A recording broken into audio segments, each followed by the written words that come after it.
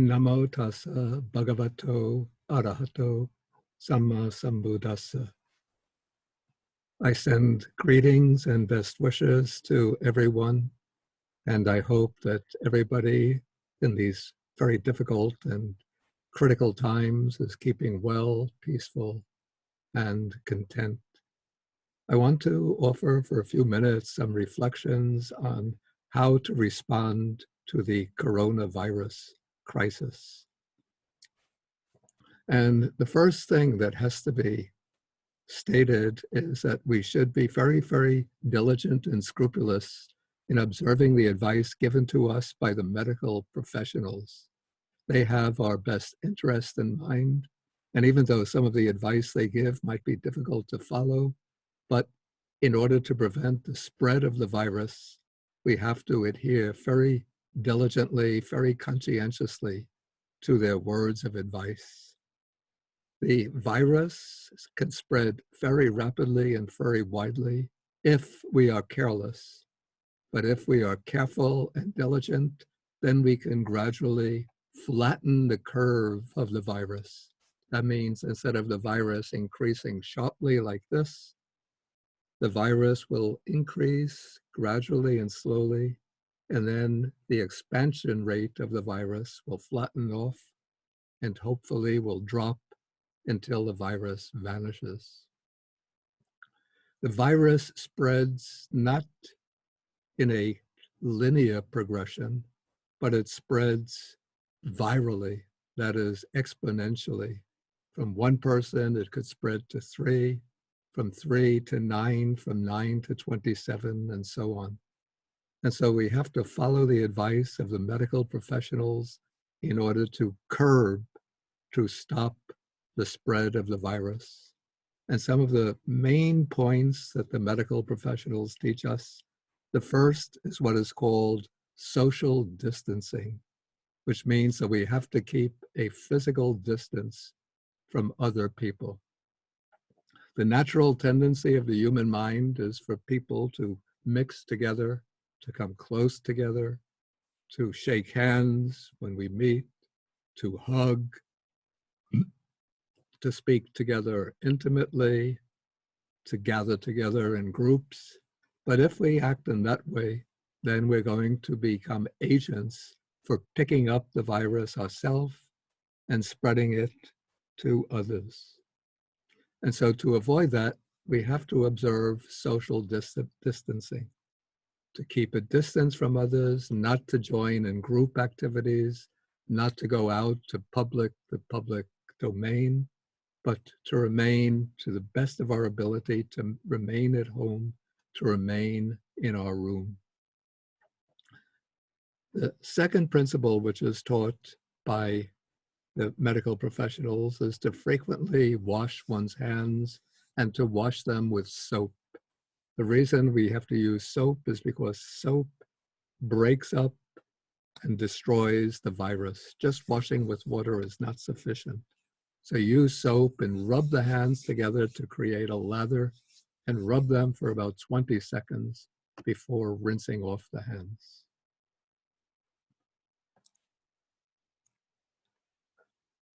So in following the advice of the professionals, the medical professionals, we're taking care firstly of ourselves, but by taking care of ourselves, we're also taking care of others. We are protecting ourselves from picking up the virus, and by avoiding the virus ourselves, we protect others because we don't become a channel, a vector for spreading the virus to others. So it might seem that taking care of ourselves is an act of selfishness, but actually this is a true act of compassion, a way to protect others. And there's a sutta spoken by the Buddha which illustrates this. In this sutta, it occurs in the Satipatthana Samyutta. The Buddha relates a story of 2 acrobats who come to a town. One is the master, the other is the disciple. And so they come to the town and they set up the pole, the acrobatic pole, And then the master says to his disciple, climb on my shoulders. The disciple climbs up on his shoulders. Then the master says, you protect me and I will protect you. And in that way, protecting each other, we can perform our feats. You'll get down safely from the pole and we'll make some money. But the disciple says to the master, Master, that's not the right way to do it. Rather, you protect yourself. I will protect myself. And when we are each protecting ourselves, then we will be safe and secure. In that way, we can perform our feats, all get down safely, and we will make our living.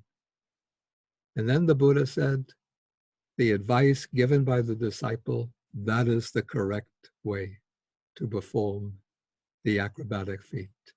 And so the Buddha, applying this to our everyday life, he says, in the same way, protect yourself, and by protecting yourself, you'll also protect others. And by protecting others, you'll also protect yourself.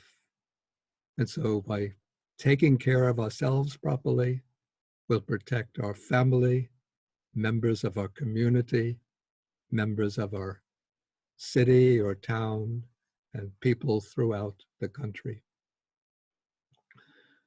Now, when we face this virus, face this epidemic, many people get overcome by fear, by worry, even by anxiety, even by a mood of panic. So how are we going to deal with this crisis in terms of the Dhamma?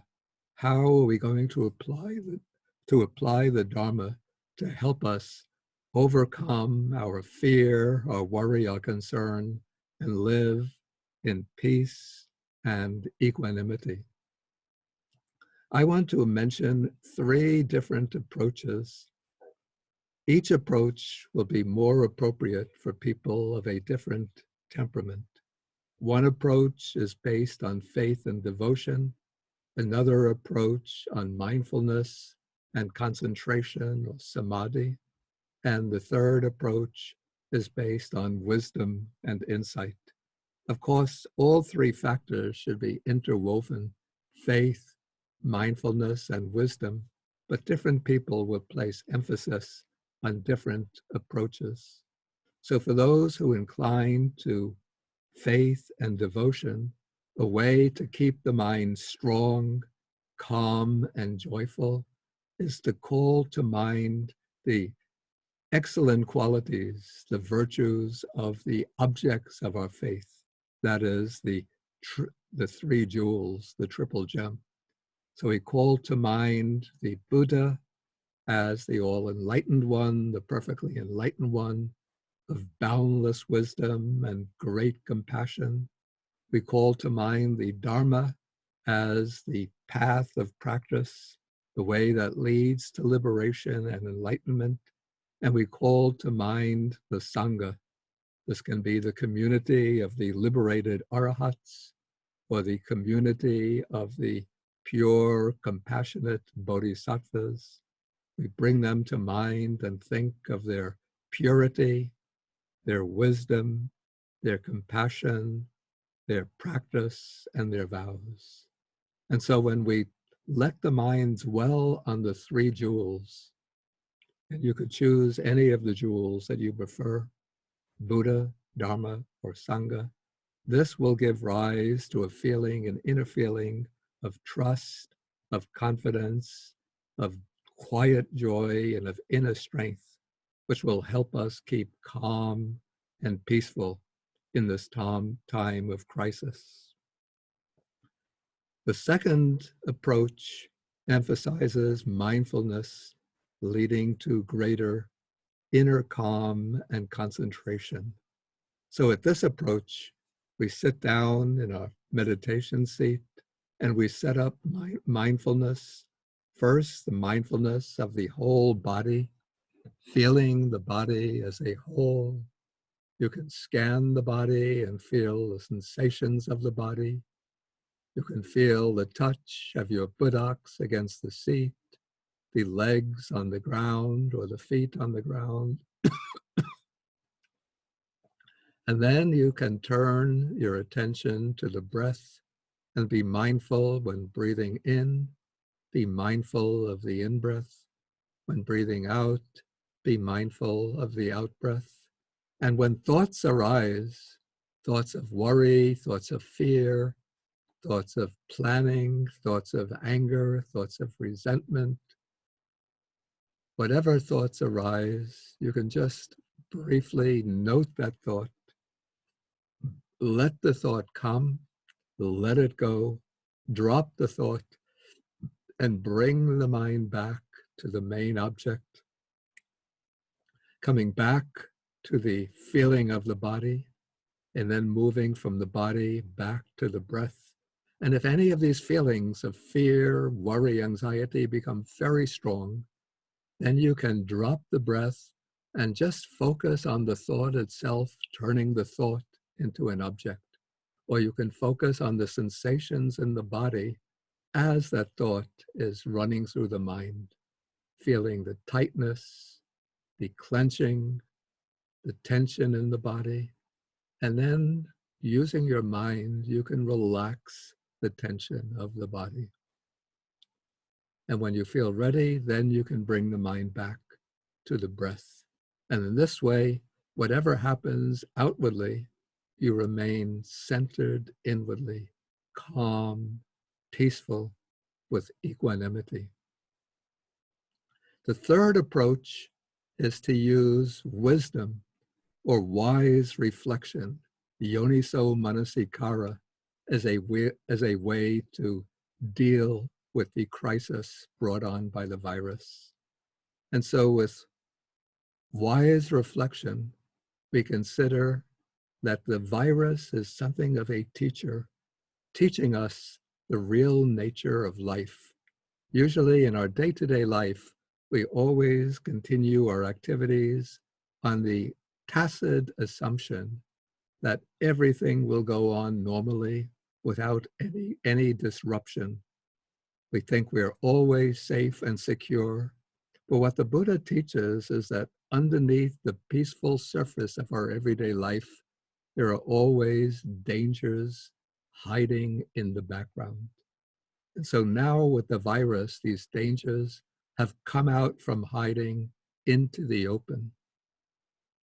And so some of the themes that the Buddha teaches his disciples for daily reflection is to reflect, I am subject to old age. I have not escaped from old age. I am subject to illness. I have not escaped illness.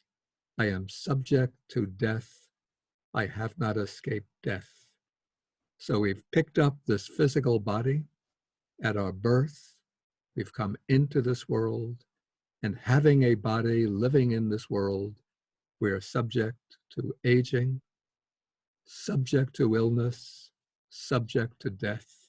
And now, as this virus spreads, we are facing the realities, particularly of illness and the potential for death. And so we have to keep our minds strong, have to keep the mind prepared. A fourth topic that the Buddha teaches for reflection is that I must be parted and separated from everyone that I love. So even if we continue to live, if we don't die ourselves, our loved ones, our relatives, our friends are also subject to death. So they might pass away before we do. And if we are not inwardly prepared, then when they pass away, we become overcome by grief and by misery, even by depression. But if we consider this theme, reflect on this theme, when our loved ones fall ill and pass away, then of course we feel sorrow, but we can maintain our strength, our tranquility through that sorrow and come out stronger, ready to face the challenges of life. The fifth theme that the Buddha teaches is that when we pass away, all that we take with us when we move on to the next life is our karma, the legacy of our good deeds and our bad deeds.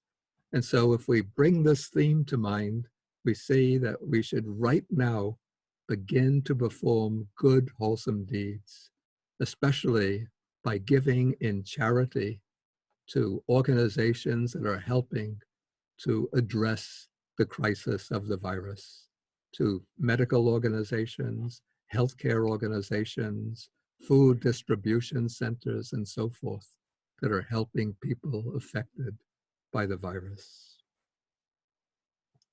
And so we can choose whatever approach we prefer, the approach of faith and devotion, the approach of mindfulness and concentration, the approach of wisdom, of wise reflection, in order to keep our mind calm, tranquil, inwardly strong, able to face the crisis with courage. And when we have a calm, strong, courageous mind, that will boost the immune system so that we become less vulnerable to the virus if we're exposed to this. But I hope that everybody who listens to this recording will be safe and secure, be peaceful and happy, and that in no short time, in no long time, the medical profession will find the vaccine that can eliminate the virus, and so we can return to our everyday life. And so I want to end this little series of reflections by reciting some verses of blessing, calling upon the spiritual power of the three jewels to protect everybody who listens. So these are verses in the ancient Pali language, wishing that you all be free from illness, that you enjoy a long lifespan, and that by the blessings of the Buddha, the Dharma, and the Sangha, and with the protection of the deities, you'll all be safe and healthy.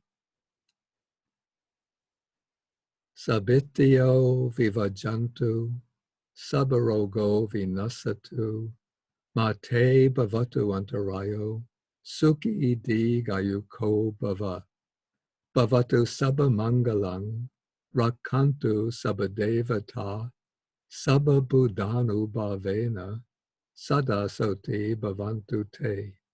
Bhavatu sabamangalam, rakantu sabadevata, sabadhamanu bhavena, sada soti bhavantu te.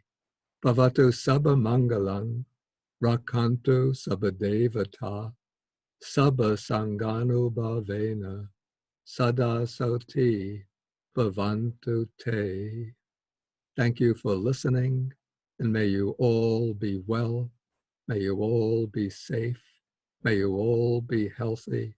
And may we all come out from this crisis, from this epidemic, stronger, with a greater sense of personal responsibility for each other, with hearts full of loving kindness and compassion, determined to work to create a community, a society, a world in which everyone can flourish and realize their virtuous aspirations.